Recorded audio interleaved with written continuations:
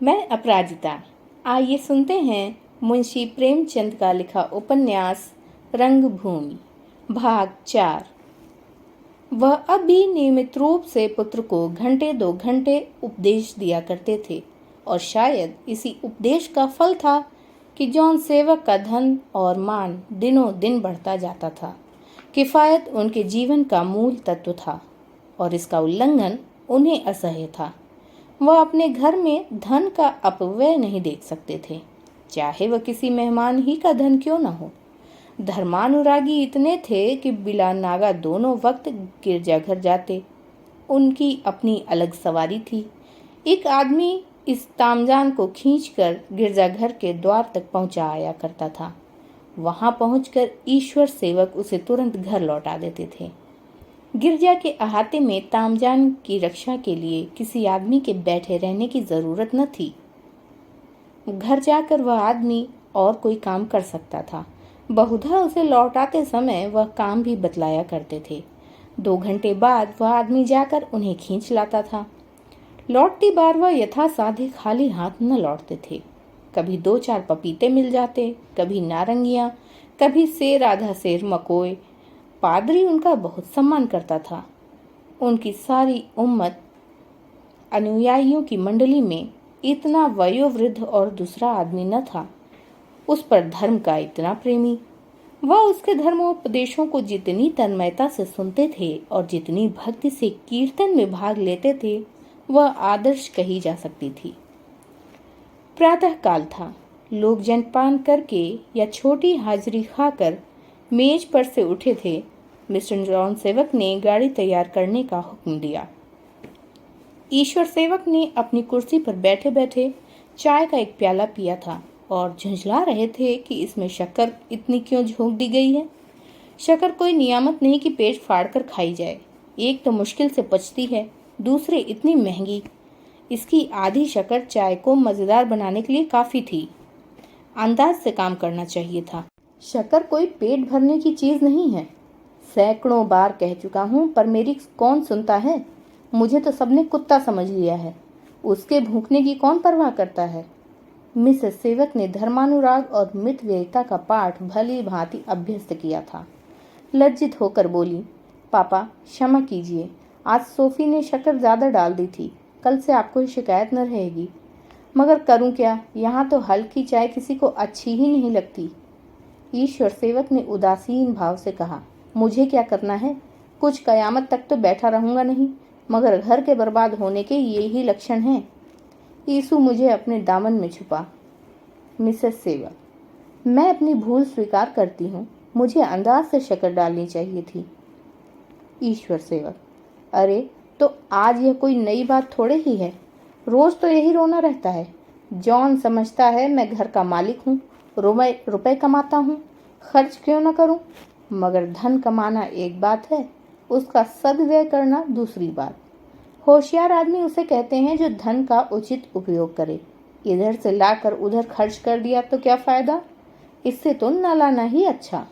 समझाता ही रहा, पर इतनी ऊंची रास का घोड़ा ले लिया। इसकी क्या जरूरत थी। तुम्हें घुड़दौड़ नहीं करना है।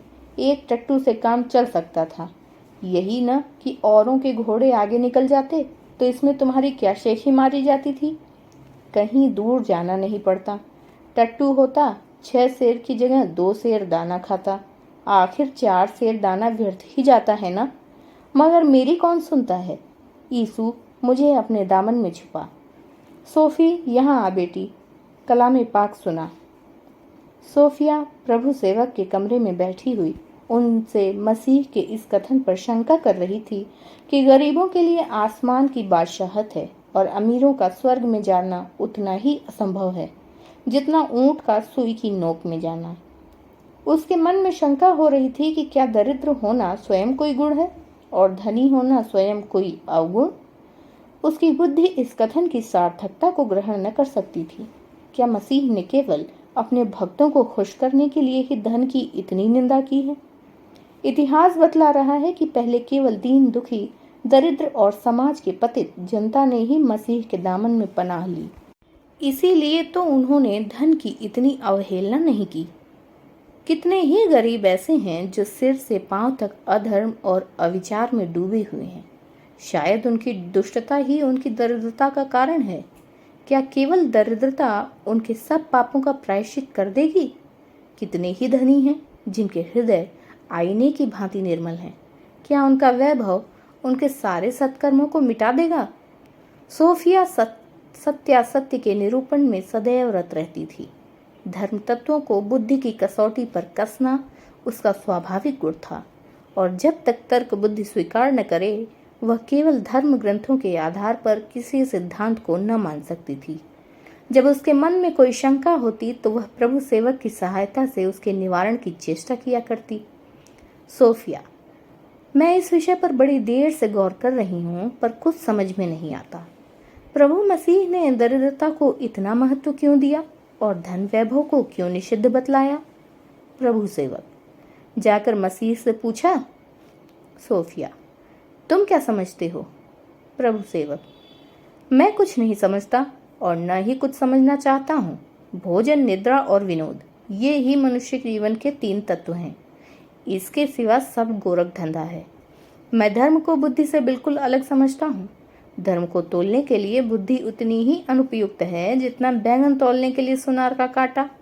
धर्म धर्म है, बुद्धि बुद्धि। या तो धर्म का प्रकाश इतना तेजोमय है कि बुद्धि की आंखें चौंधिया जाती हैं, या इतना घोर अंधकार है कि बुद्धि को कुछ नजर नहीं आता। इन झगड़ों में व्यर्थ सिर खपाती हो। सुना आज पापा चलते चलते क्या कह गए? सोफिया, नहीं, मेरा ध्यान उधर न था। प्रभु सेवक, यही कि मशीनों के लिए शीघ्र ऑर्डर दे दो। उस जमीन को लेने का इन्होंने निश्चय कर लिया। उसका मौका बहुत पसंद आया। चाहते हैं कि जल्द से जल्द बुनियाद पड़ जाए, लेकिन मेरा जी इस काम से घबराता है। मैंने यह व्यवसाय सीखा तो, पर सच पूछो तो मेरा दिल वहां न लगता था।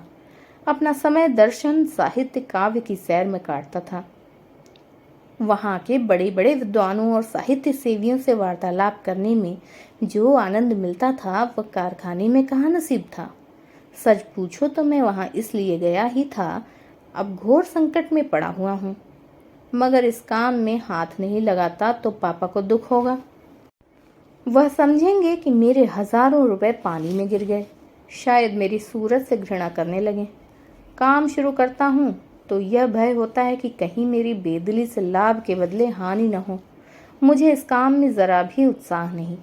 मुझे तो रहने को एक झोपड़ी चाहिए और दर्शन तथा साहित्य का एक अच्छा सा पुस्तकालय, और किसी वस्तु की इच्छा नहीं रखता।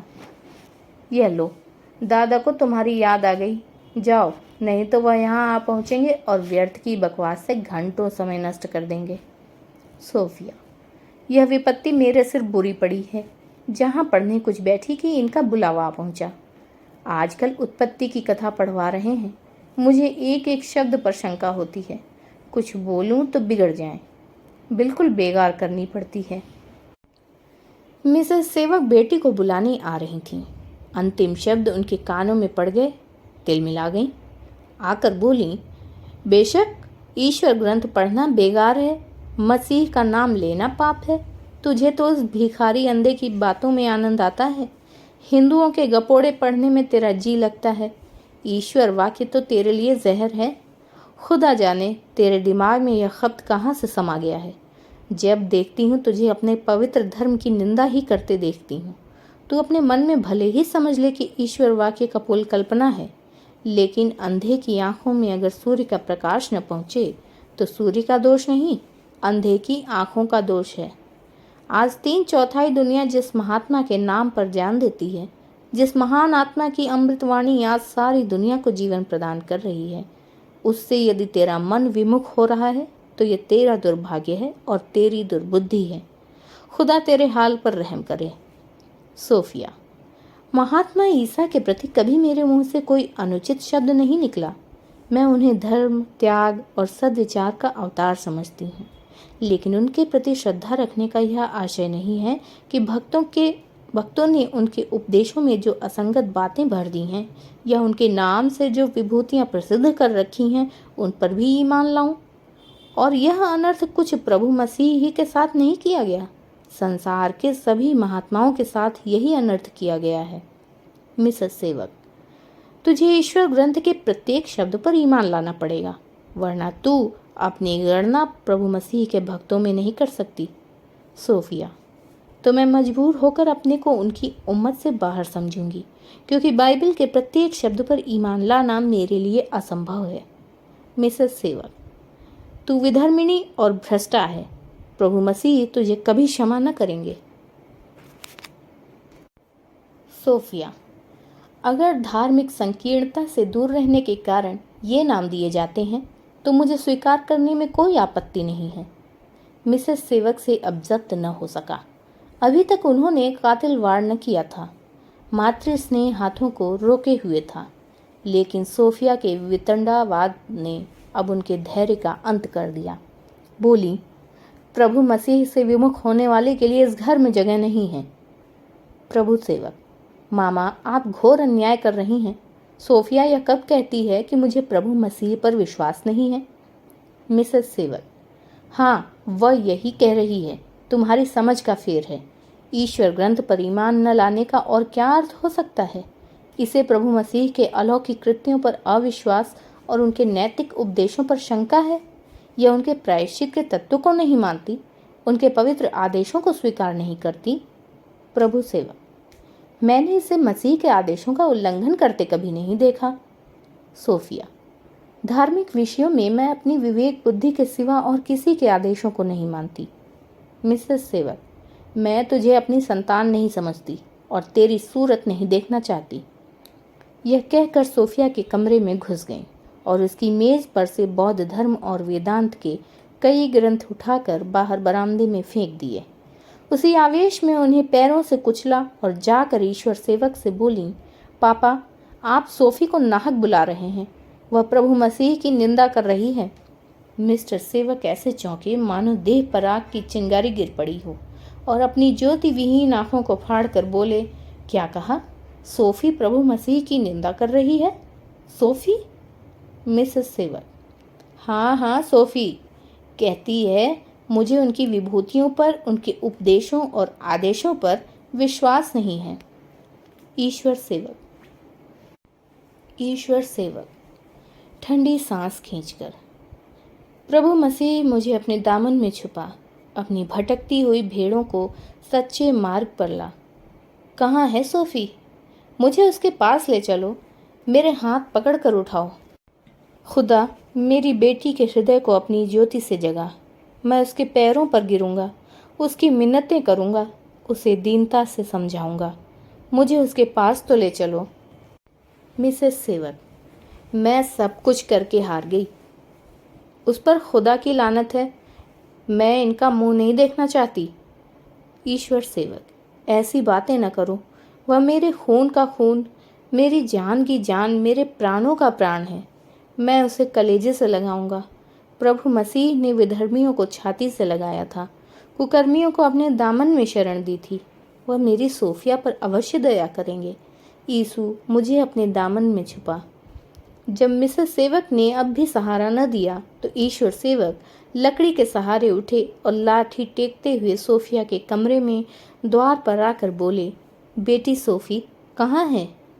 इधर आ बेटी, तुझे गले से लगाऊं। मेरा मसीह खुदा का दुलारा बेटा था, दीनों का सहायक, निर्बलों का रक्षक, दरिद्रों का मित्र, डूबतों का सहारा, पापियों का उद्धारक, दुखियों का पार लगाने वाला। बेटी, ऐसा और कौन सा नबी है जिसका दामन इतना चौड़ा हो, जिसकी गोद में संसार के सारे पापों, सारी बुराइयों के लिए स्थान हो? वही एक ऐसा नबी है जिसने दुरात्माओं को, अधर्मियों को, पापियों को मुक्ति की शुभ सूचना दी। नहीं तो हम जैसे मलिन आत्माओं के लिए मुक्ति कहाँ थी? हमें उबारने वाला कौन था? यह कहकर उन्होंने सोफी को हृदय से लगा लिया। माता के कठोर शब्दों ने उसके निर्बल क्रोध को जागृत कर दिया था। अपने कमरे में आकर रो रही थी। बार बार मन उद्विग्न हो उठता था। सोचती थी, अभी इसी क्षण इस घर से निकल जाऊं। क्या इस अनंत संसार में मेरे लिए जगह नहीं है? मैं परिश्रम कर सकती हूँ, अपना भार आप संभाल सकती हूँ। आत्म स्वातंत्र का खून करके अगर जीवन की चिंताओं से निवृत्त हुई तो क्या? मेरी आत्मा इतनी तुच्छ वस्तु नहीं है कि उधर पालने के लिए उसकी हत्या कर दी जाए। प्रभु सेवक को अपनी बहन से सहानुभूति थी। धर्म पर उन्हें उससे कहीं कम श्रद्धा थी, किंतु वह अपने स्वतंत्र विचारों को अपने मन ही में संचित रखते थे। गिरजा चले जाते थे, पारिवारिक प्रार्थनाओं में भाग लेते थे, यहाँ तक कि धार्मिक भजन भी गा लेते थे। वह धर्म को गंभीर विचार के क्षेत्र से बाहर समझते थे। वह गिरजा उसी भाव से जाते थे जैसे थिएटर देखने जाते। पहले अपने कमरे में झांक कर देखा कि कहीं मामा तो नहीं देख रही हैं, नहीं तो मुझ पर वज्र प्रहार होने लगेंगे। तब चुपके से सोफिया के पास आए और बोले, सोफी, क्यों नादान बनती हो? सांप के मुंह में उंगली डालना कौन सी बुद्धिमानी है? अपने मन में जो विचार रख, जिन बातों को जी चाहे मानो, जिनको जी न चाहे न मानो, पर इस तरह ढिंढोरा पीटने से क्या फायदा? समाज में नक्कू बनने की क्या जरूरत? कौन तुम्हारे दिल के अंदर देखने जाता है? सोफिया ने भाई को अवहेलना की दृष्टि से देखकर कहा, धर्म के विषय में मैं कर्म को वचन के अनुरूप ही रखना चाहती हूँ दोनों से एक ही स्वर निकले। धर्म का स्वांग भरना मेरी क्षमता से बाहर है। आत्मा के लिए मैं संसार के सारे दुख झेलने को तैयार हूँ। अगर मेरे लिए इस घर में स्थान नहीं है तो ईश्वर का बनाया हुआ विस्तृत संसार तो है, कहीं भी अपना निर्वाह कर सकती हूँ। मैं सारी विडंबनाएं सह लूँगी। लोक निंदा की मुझे चिंता नहीं है, मगर अपनी ही नज़रों में गिरकर मैं जिंदा नहीं रह सकती। अगर यही मान लूँ कि मेरे लिए चारों तरफ से द्वार बंद है, तो भी मैं आत्मा को बेचने की अपेक्षा भूखों पर मर जाना कहीं अच्छा समझती हूँ। प्रभु सेवक, दुनिया उससे कहीं तंग है जितना तुम समझती हो। सोफिया, कब्र के लिए तो जगह निकल ही आएगी। सहसा ईश्वर सेवक ने जाकर उसे छाती से लगा लिया और अपने भक्ति गदगद नेत्र जल से उसके संतप्त हृदय को शांत करने लगे। सोफिया को उनकी श्रद्धालुता पर दया आ गई। कौन ऐसा निर्दय प्राणी है जो भोले भाले बालक के कटघोड़े का उपहास करके उसका दिल दुखाए, उसके मधुर स्वप्न को विशृंखल कर दे? सोफिया ने कहा, दादा, आप आकर इस कुर्सी पर बैठ जाएं। खड़े खड़े आपको तकलीफ होती है। ईश्वर सेवक, जब तक तू अपने मुख से न कहेगी कि मैं प्रभु मसीह पर विश्वास करती हूँ, तब तक मैं तेरे द्वार पर यूं ही भिखारियों की भांति खड़ा रहूँगा। सोफिया, दादा, मैंने यह कभी नहीं कहा कि मैं प्रभु यीशु पर ईमान नहीं रखती या मुझे उन पर श्रद्धा नहीं है। मैं उन्हें महान आदर्श पुरुष और क्षमा तथा दया का अवतार समझती हूँ और समझती रहूँगी। ईश्वर सेवक ने सोफिया के कपोलों का चुंबन करके कहा, बस मेरा चित्त शांत हो गया। यीशु तुझे अपने दामन में ले। मैं बैठता हूँ। मुझे ईश्वर वाक्य सुना। कानों को प्रभु मसीह की वाणी से पवित्र कर। सोफिया इनकार न कर सकी। उत्पत्ति का एक परिच्छेद खोलकर पढ़ने लगी। ईश्वर सेवक आंखें बंद करके कुर्सी पर बैठ गए और तन्मय होकर सुनने लगे। मिसेस सेवक ने यह दृश्य देखा और विजय गर्व से मुस्कुराती हुई चली गई। यह समस्या तो हल हो गई, पर ईश्वर सेवक के मरहम से उसके अंतःकरण का नासूर न अच्छा हो सकता था। आए दिन उसके मन में धार्मिक शंकाएं उठती रहती थीं और दिन प्रतिदिन उसे अपने घर में रहना दुस्सह होता जाता था। शनय शनय प्रभु सेवक की सहानुभूति भी क्षीण होने लगी।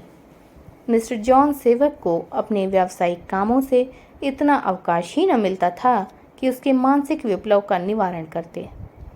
मिसेस सेवक पूर्ण निरंकुशता से उस पर शासन करती थीं।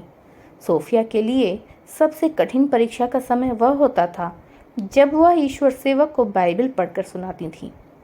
इस परीक्षा से बचने के लिए वह नित्य बहाने ढूंढती रहती थी। अतः अपने कृत्रिम जीवन से उसे घृणा होती जाती थी। उसे बार बार प्रबल अंतःप्रेरणा होती कि घर छोड़कर कहीं चली जाऊं और स्वाधीनता होकर सत्यासत्य की विवेचना करूं। परीक्षा व्यवहार क्षेत्र में पैर रखते हुए संकोच से विवश हो जाती थी। पहले प्रभु सेवक से अपनी शंकाएं प्रकट करके वह शांतचित्त हो जाया करती थी, पर ज्यों-ज्यों उनकी उदासीनता बढ़ने लगी, सोफिया के हृदय से भी उनके प्रति प्रेम और आदर उठने लगा। उसे धारणा होने लगी कि इनका मन केवल भोग और विलास का दास है, जिसे सिद्धांतों से कोई लगाव नहीं। यहाँ तक कि उनकी काव्य रचनाएं भी जिन्हें वह पहले बड़े शौक से सुना करती थी, अब उसे कृत्रिम भावों से परिपूर्ण मालूम होती थीं। वह बहुधा टाल दिया करती कि मेरे सिर में दर्द है, सुनने को जी नहीं चाहता। अपने मन में कहती, इन्हें उन सद्भावों और पवित्र आवेगों को व्यक्त करने का क्या अधिकार है जिनका आधार आत्मदर्शन और अनुभव पर न हो। एक दिन जब घर से सब प्राणी गिरजाघर जाने लगे तो सोफिया ने सिरदर्द का बहाना किया। अब तक वह शंकाओं के होते हुए भी रविवार को गिरजाघर चली जाया करती थी। प्रभु सेवक उसका मनोभाव ताड़ गए। बोले, सोफी, गिरजाघर जाने में तुम्हें क्या आपत्ति है? वहां जाकर आधा घंटे चुपचाप बैठे रहना कोई ऐसा मुश्किल काम नहीं